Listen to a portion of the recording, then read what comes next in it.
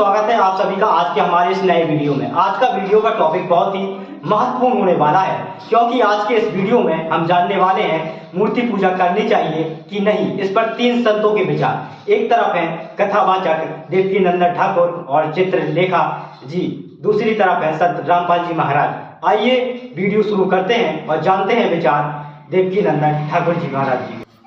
ज्ञान के अभाव में जो प्रतिमा पूजा की अवहेलना करता है, कई लोग ऐसे होते हैं जिन्हें ज्ञान नहीं होता है, लेकिन वो भगवान की पूजाओं का आपने देखे होंगे कि मूर्ति पूजा नहीं करनी चाहिए। ऐसे बहुत लोग मिले होंगे आपको भी लाइफ में।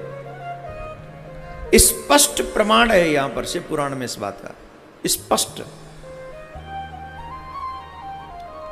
जो लोग मूर्ति पूजन का विरोध करते हैं, शिव पुराण में लिखा है, उनका निश्चित तौर पर पतन होता है।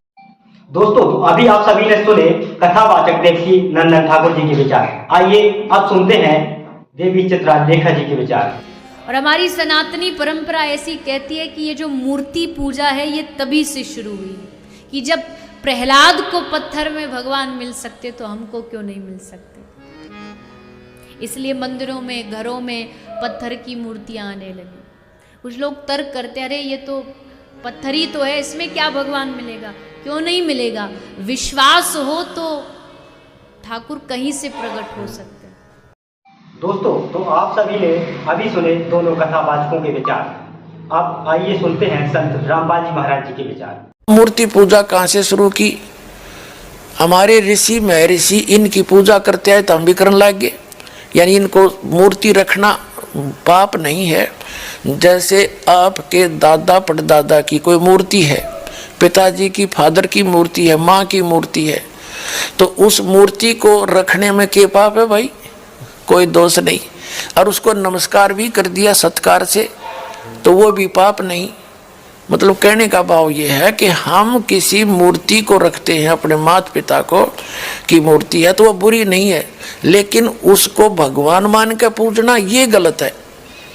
तो हम मूर्ति की पूजा, जैसे हिंदू धर्म से दास खूब परिचित है, ये बेसिक मूर्ति का फूल भी चढ़ावे हैं, उसने नवावा दवावा भी हैं और उसका आगे धूप दाप भी दे हैं, पर पूजा तो उसे भी नहीं करते हैं। कोई किसी मंत्र का जाप करता है, कोई गीता का पाठ करता है, कोई पुराण का पाठ करता है। और फिर भी इनसे कोई पूछता है, जैसे दास विष्णु जी का पुजारी था, हनुमान जी का, बाबा श्याम जी का, यानी जैसे सारे ही देवताओं के हम तो पुजारी थे जब तक ज्ञान नहीं था।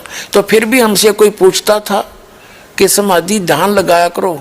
ध्यान लगाते क्या देखा कि भगवान तो दिखता ही नहीं, वो तो निराकार है। हम फिर भी अन्य परमात्मा को परमात्मा मानते थे, विष्णु जी को अपना इष्ट मानते हुए, साकार मूर्ति रखते हुए भी हम भगवान को कोई अन्य ही माना करते थे। ये हमारा डामाडोल ज्ञान था। अब परमात्मा, जैसे मुसलमान भाई कहते हैं कि हिंदू सब मानते सब खुदा हैं, तो ये उनकी अल्पज्ञता है, अध्यात्म ज्ञानहीनता है। जैसे वो भी मानते फरिश्ते हैं, उनको देवता को, चाहे फरिश्ते को, हम भी मानते हैं फरिश्ते हैं और देवता हैं। और वो भी मानते हैं मुसलमान भाई के पूर्ण परमात्मा तो एक ही है, हम भी मानते हैं एक ही है। कहने का भाव ये है कि हम परिभाषा प्रभु की से अपरिचित हैं। तो 10 मिनट के अंदर आपको परिभाषा प्रभु की बताते हैं। जैसे एक तहसीलदार है, तहसीलदार को भी हम साहब कहते हैं। वो तहसील का मालिक है, स्वामी है। और फिर एसडीएम साहब है, वो से ऊपर हैं। फिर डिप्टी कमिश्नर साहब हैं, वो भी साहब कहलाता है, वो अपने डिस्ट्रिक्ट का मालिक है। फिर कमिश्नर साहब है। फिर मंत्री को भी हम साहब कहते हैं, मुख्यमंत्री को भी हम साहब कहते हैं, प्रधानमंत्री को भी हम साहब कहते हैं और राष्ट्रपति जी को भी हम साहब ही कहते हैं। यानी ये सभी साहब हैं और सभी खुदा हैं। खुदा का मीन अपने सतर के स्वामी। तहसीलदार अपने सतर का साहब है, एसडीएम अपने सतर का साहब है और डीसी अपने सतर का, मंत्री अपने सतर का, वो साहब है ही है। और मुख्यमंत्री अपने सतर का साहब है, प्रधानमंत्री अपने सतर का साहब है और राष्ट्रपति ओवरऑल कंट्रोलर, वो सबका साहब है। तो सभी साहब भी हैं और सभी उस खुदा के हैं, यानी सभी साहब होते हुए जितने मंत्री मुख्यमंत्री हैं, और ये सब उसके हैं, किसके? राष्ट्रपति के। उस सभी राष्ट्रपति के हैं, ये उस एक खुदा के हैं हम सभी। लेकिन ये सभी अपने स्तर पर भी देवता भी हैं। उनका ये सोच अध्यात्म ज्ञानहीनता के कारण है कि हिंदू मानते हैं कि सब खुदा हैं। वो तो पृथ्वी को भी खुदा कहे हैं, सूरज ने भी भगवान माने, पानी को भी, जल को भी भगवान मानते हैं, और पृथ्वी सबको। इसका भाव ये है कि जैसे यहाँ एक विद्युत मंत्री है, एक फॉरेस्ट मिनिस्टर है, तो विद्युत मंत्री कोई जड़ नहीं है, वो एक मनुष्य है।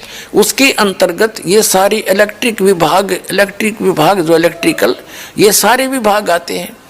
ऐसे ही जैसे कोई फॉरेस्ट मिनिस्टर है, वो कोई वृक्ष नहीं है, कोई जंगल समूह नहीं है, वो जंगल समूह का कंट्रोलर है। ऐसे ही जो सूर्य देवता है, उसका नाम सूर्य देव है, वो नर आकार है, एक चलती फिरती शक्ति है, और उसके अंदर जितने भी प्रकाश स्रोत हैं विश्व के, वो सारे उसके कंट्रोल में, वो विद्युत मंत्री समझ लो। ऐसे ही जल को भी कहते देवता मान नहीं है, जल एक वरुण है, वरुण देवता है, वो उसको भी जल बोलते हैं। वरुण देवता है, वो जल के सभी स्रोतों का कंट्रोलर है। ऐसे ही एक पृथ्वी देवी है, वो सभी इन पृथ्वी ग्रहों का सबकी संचालक है। तो ऐसे ही हम सभी देवता अलग अलग हैं। अब ये हिंदू क्या मानते हैं कि सभी खुदा भी हैं, और ये सब जितने जिस स्तर के खुदा हैं, स्वामी हैं, मालिक हैं, ये सब एक ही खुदा के हैं। इन सब का ओवरऑल कंट्रोलर केवल एक ही है, वो अल्लाहु अकबर है, वो कबीर है। This is the definition of God. ये उस परमात्मा की परिभाषा है।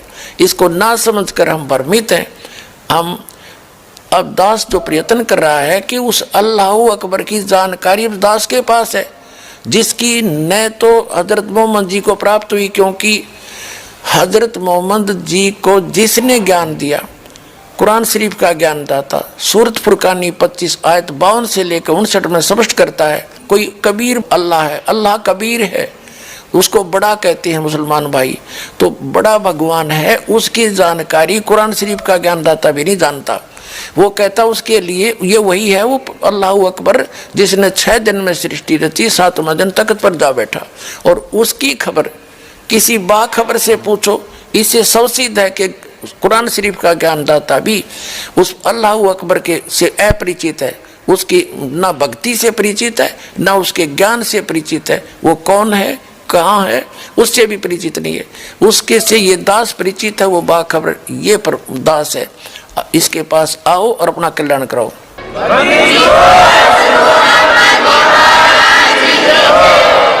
इसी प्रकार वेद ज्ञानदाता भी ये ब्रह्म है, जो कुरान शरीफ का ज्ञानदाता, जो कभी सामने नहीं आता, पर्दे के पीछे से गुप्त होकर आकाशवाणी करता है या किसी में प्रवेश होकर बोलता है। और श्रीमद् भगवद गीता का ज्ञानदाता भी वही है, जो कुरान शरीफ का ज्ञानदाता है, जो श्री कृष्ण में प्रवेश करके बोल रहा है। जैसे कुरान शरीफ का ज्ञानदाता हजरत मोहम्मद के अंदर प्रवेश करके उसके अंदर से आवाज़ निकल रही है, उसमें कभी फरिश्ते प्रवेश करते हैं, जैसे भी वो मानते हैं। तो ऐसे ही वो एक ही वही परमात्मा, यानी वो ब्रह्म सत्र का जो भगवान है, यो काल है, यही कुरान शरीफ का ज्ञानदाता, यही वेदों का ज्ञानदाता, और यही श्रीमद् भगवद गीता का ज्ञानदाता। श्रीमद् भगवद गीता अध्याय नंबर 4 के श्लोक नंबर 34 में गीता ज्ञानदाता भी कहता है कि मुझे ज्ञान नहीं उस परम अक्षर ब्रह्म का, जिसके विषय में यह कहता कि अर्जुन 18वें अध्याय के 62वें श्लोक में तू सर्वभाव से उस परमेश्वर की शरण में जा, उसकी कृपा से ही तू परम शांति को और सनातन परम धाम को प्राप्त होगा। अपने विषय में गीता ज्ञानदाता कहता है 4थे अध्याय के 5 और 9 श्लोक में, दूसरे अध्याय के 12वें श्लोक में और 10वें अध्याय के दूसरे श्लोक में कि अर्जुन तेरे और मेरे बहुत जन्म हो चुके, तू नहीं जानता मैं जानता हूँ। इसलिए वो क्या कहता है 15वें अध्याय के 4थे श्लोक में कि तत्वदर्शी संत के मिलने के उपरांत परमेश्वर के उस परम पद की खोज करनी चाहिए, जहाँ जाने के बाद साधक फिर लौटकर कभी संसार में नहीं आते। 18वें अध्याय के 62वें श्लोक में गीता ज्ञानदाता कहता है कि अर्जुन तो सर्वभाव से उस परमेश्वर की शरण में जा, उसकी कृपा से ही तो परम शांति को और सनातन परम धाम को प्राप्त होगा। इससे सवसिद्ध हो गया कि गीता ज्ञानदाता, कुरान शरीफ का ज्ञानदाता, वेदों का ज्ञानदाता उस पूर्ण परमात्मा के ज्ञान से अपरिचित है। यजुर्वेद अध्याय नंबर 40 के मंत्र नंबर 10 में वेद ज्ञानदाता भी कहता है कि कोई तो परमात्मा को असंभवात यानी वो कभी जन्म नहीं लेता, निराकार मानते हैं, और कोई संभवात कहते हैं कि वो जन्म लेकर आता भगवान जैसे राम और कृष्ण के रूप में। लेकिन वो परमात्मा कैसा है, वो जन्म लेता है या नहीं लेता है, वो क्या क्रियाएं करता है, क्या लीला करता है, उसकी जानकारी धीराणाम तत्वदर्शी संत बताते हैं, उनसे सुनो। यानी वेद ज्ञानदाता भी अपने से अन्य भगवान की महिमा बता रहा है। 40वें अध्याय के 15 और 17 श्लोक में दो प्रभु से दो जाते हैं। वेद ज्ञानदाता कहता है मेरा एक ओम नाम है, उसका जाप करोगे तो ओम नाम के सतर का अमृत आपको प्राप्त होगा, आपकी उतनी परम गति हो जाएगी। फिर 17वें श्लोक में कहा कि वो पूर्ण परमात्मा तो प्रोक्ष है, गुप्त है, मैं ब्रह्म हूँ, ब्रह्म लोक में रहता हूँ। इससे सिद्ध हो गया कि वेद ज्ञानदाता से भी कोई अन्य है और उसकी जानकारी किसी तत्वदर्शी संत से पूछने को ही कहा है। ठीक इसी प्रकार कुरान शरीफ का ज्ञानदाता भी अपने से अन्य उस अल्लाह अकबर यानी बड़े भगवान की तरफ की पाकी बयान करने को कह रहा है। वही समर्थ है, उसी ने 6 दिन में सृष्टि रची, 7वें दिन तख्त पर जा बैठा। उसके विषय में कुरान शरीफ का ज्ञानदाता भी अनभिज्ञ है, वो नहीं जानता है, उसके लिए तत्वदर्शी संत से पूछने को कहा है।